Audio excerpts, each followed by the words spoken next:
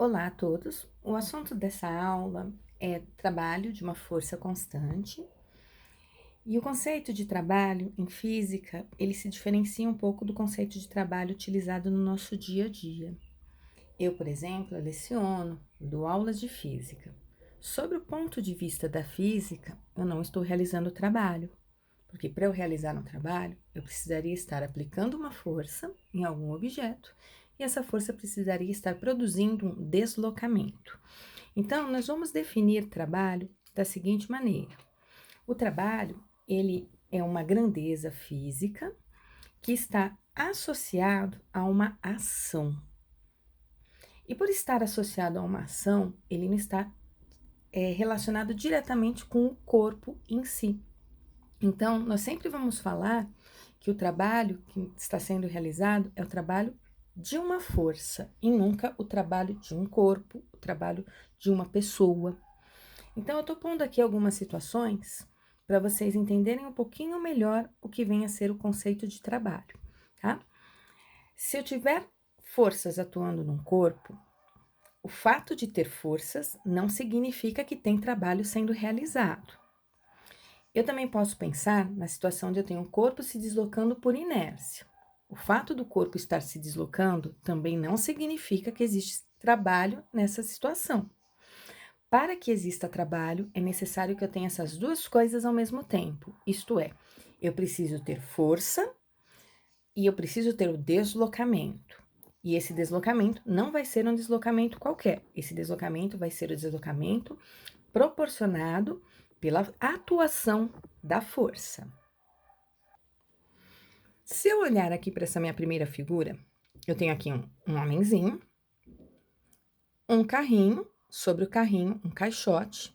Estou considerando essa superfície aqui perfeitamente lisa, ok? Nesse caixote, que está o carrinho, existem forças atuando, né? Tem forças no carrinho, tem forças no caixote. Que forças eu diria que estão envolvidas nessa situação? O caixote tem peso, portanto, eu desenharia aqui a força gravitacional na vertical para baixo. O caixote está apoiado sobre o carrinho, então no caixote eu tenho uma força normal na vertical para cima. Como o carrinho não está se movimentando, a força resultante sobre o carrinho é zero, o que significa que em módulo o peso e a normal se anulam. Se esse homenzinho começar a aplicar uma força neste carrinho, então eu vou começar aqui a passar um videozinho para vocês, para a gente começar a analisar a situação. Tem forças, peso e normal, mas nem o peso e nem a normal estão fazendo esse caixote que está sobre o carrinho se movimentar. A partir do momento que o homenzinho começa a aplicar uma força, o que eu observo? Eu observo que esse conjunto está se deslocando. Enquanto o homenzinho estiver aplicando a força e essa força estiver produzindo um deslocamento, nós vamos dizer que esta força está realizando um trabalho. A partir do momento que o homenzinho parou de empurrar o carrinho, como não tem atrito, o carrinho continua se locomovendo, porém não tem trabalho sendo realizado. Por quê? Porque não tem força na produção desse deslocamento.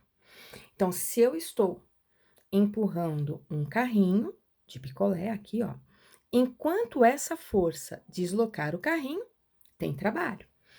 Quanto mais força é aplicado, maior é o trabalho realizado. Quanto mais esse carrinho se deslocar, mais trabalho também está sendo realizado. No caso, a força está sendo aplicada na mesma direção do deslocamento.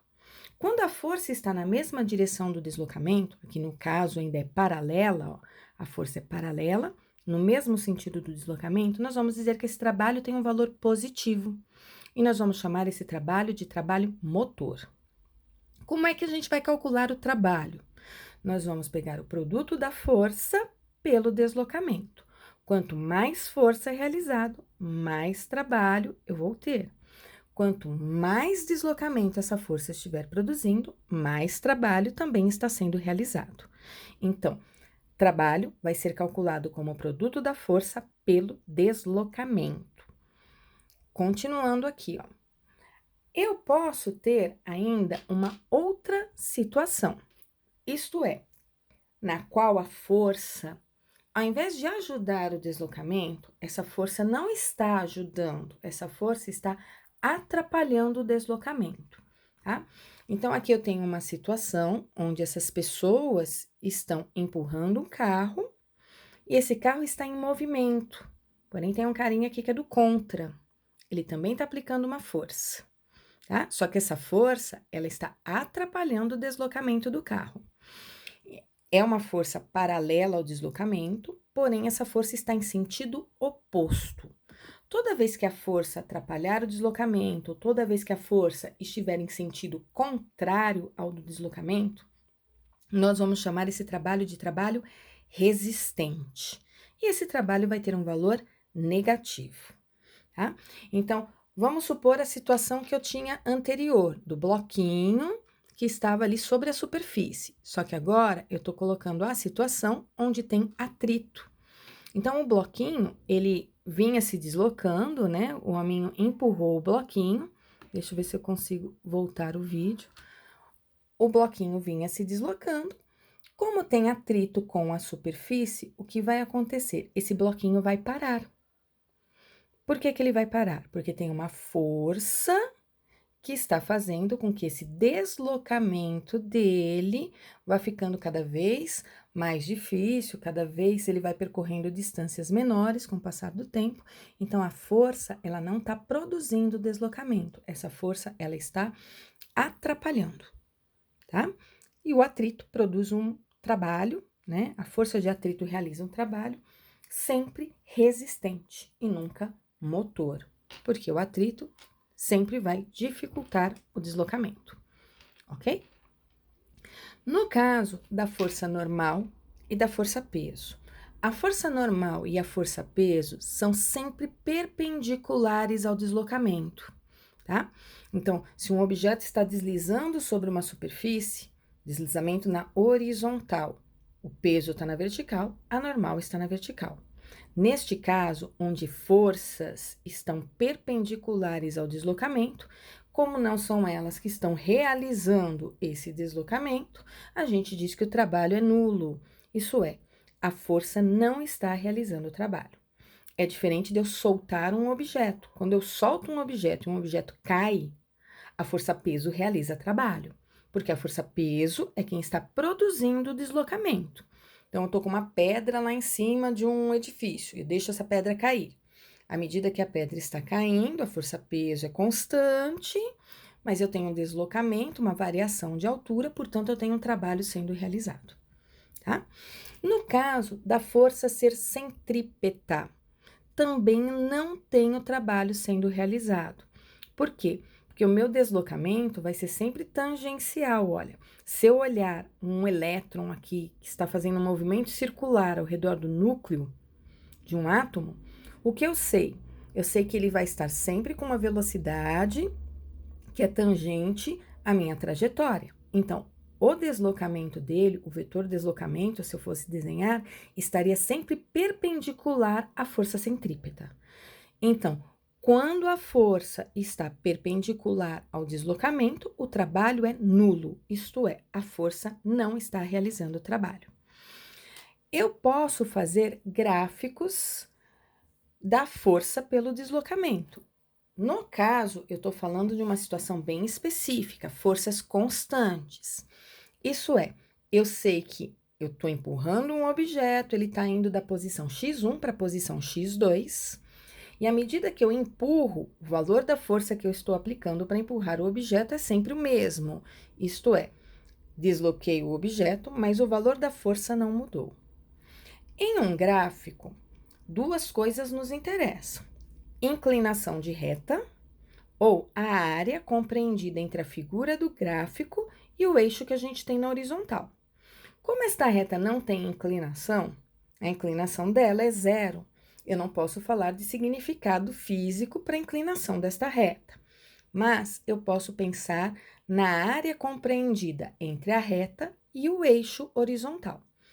A área que eu tenho aqui corresponde à área de um retângulo, e a área de um retângulo é base vezes altura. A base corresponde ao deslocamento. A altura corresponde à força. Então, eu vou fazer base deslocamento vezes a altura, que é força. Eu vou descobrir a grandeza física, trabalho. Então, em um gráfico de força por deslocamento, a área corresponde ao trabalho. Se isso é válido para a força que é constante, isso tem que ser válido para qualquer situação em física, inclusive para as situações onde as forças não são constantes.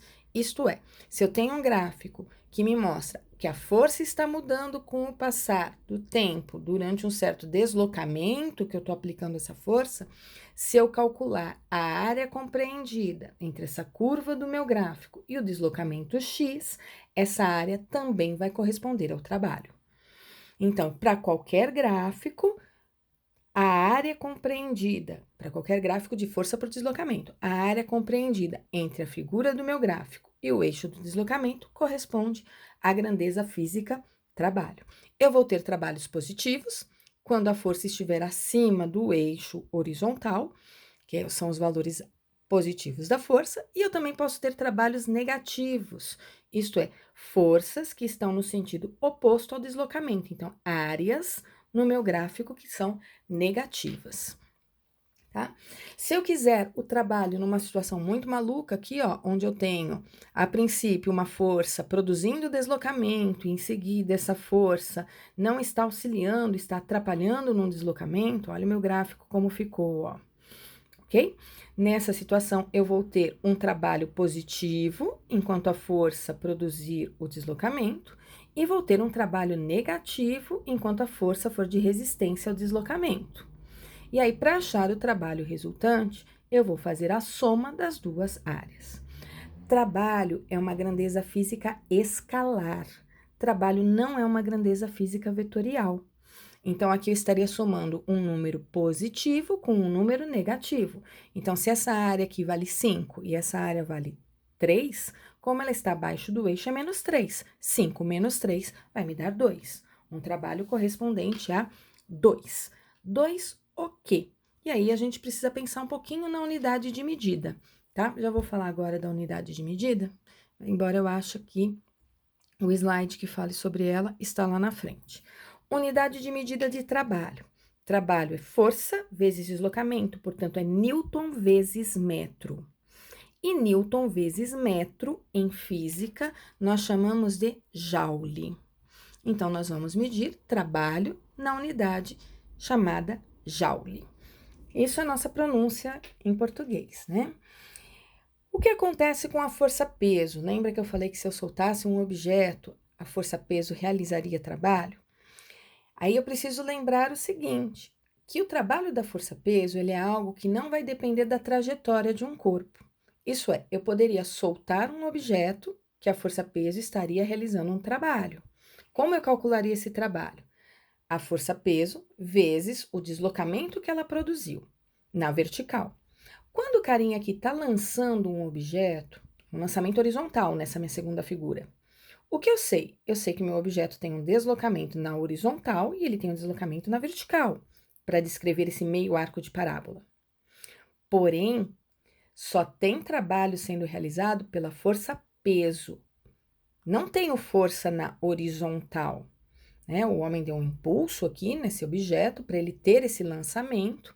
A partir do momento que ele saiu da mão do homenzinho, a única força que está atuando é o peso. Ele continua o movimento aqui para frente. Se não tiver a força da resistência do ar, ele está continuando o movimento na horizontal por inércia, porém, ele está modificando a velocidade dele na horizontal por causa da aceleração da gravidade e da força gravitacional. Então, o peso vai realizar um trabalho que corresponde à força-peso vezes a altura. Então, não importa se o meu objeto está indo em linha reta, se meu objeto está dando uma de papaléguas, indo em linha reta e depois caindo, se meu objeto está fazendo um deslocamento maluco, se meu objeto está num lançamento horizontal, num lançamento oblíquo. No caso, uma pessoa descendo uma escada, olha, totalmente irregular aqui, né, os andares. Não importa o trajeto que ela fez, o trabalho do peso não depende da trajetória, ok?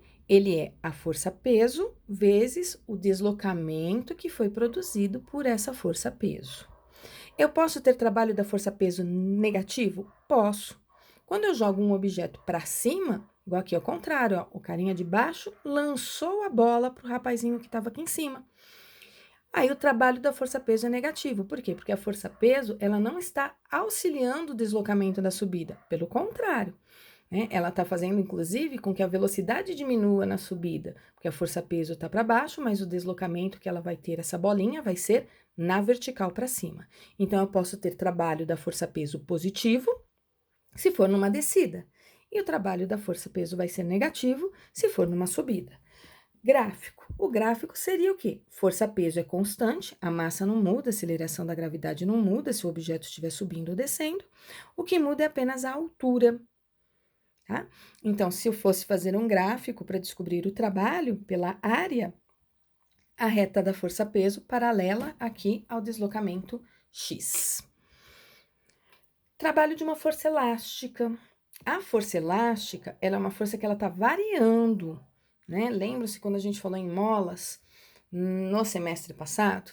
À medida que eu vou colocando mais força numa mola, mais ela vai deformando, né? Então, quanto mais eu estico uma mola, mais ela deforma.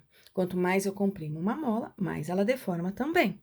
Então, a força elástica, ela vai variar com a deformação numa reta crescente. E lembra-se que essa reta, ela tem uma inclinação que ela depende das características da mola. Tem mola que eu vou aplicar uma força muito grande para essa mola estender um pouquinho. A inclinação dessa mola, ela era constante elástica. E aí nós tínhamos uma equação para calcular a força elástica, que era constante elástica vezes a deformação, chamada de lei de Hooke. Se eu tenho um gráfico de força elástica por deformação, é um gráfico de força e deslocamento, porém, a minha reta tem inclinação. Num gráfico de força por deslocamento, a área é o trabalho.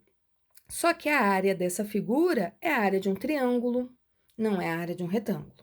Como é que eu calculo a área de um triângulo? Base vezes altura dividido por 2. Isto é, força elástica, a minha altura, a base é a deformação x dividido por 2. A força elástica, ela é o kx. A deformação, o deslocamento que a mola sofreu é o x. Kx vezes x vai dar kx quadrado sobre 2. Então, eu posso tirar uma mola da posição de equilíbrio ou esticando ou comprimindo, ok? Eu estou produzindo aí um deslocamento da mola, ou então estico. Quando eu solto esse objeto, estiquei ele aqui, soltei. O que vai acontecer? A mola vai puxar esse objeto, ok? Até a posição inicial que ela estava. Se ela vai puxar até a posição inicial que ela estava, a mola puxou o objeto. Portanto, a força elástica produziu um deslocamento. Aí, se eu empurrar um objeto, comprimento a mola. Depois que eu soltar o objeto, a mola vai empurrar esse objeto para a direita, o que significa que a mola vai produzir um deslocamento desse bloquinho para a direita. Se a mola vai deslocar o objeto para a direita, a mola está aplicando uma força elástica que está produzindo um deslocamento que corresponde à sua própria deformação, ok?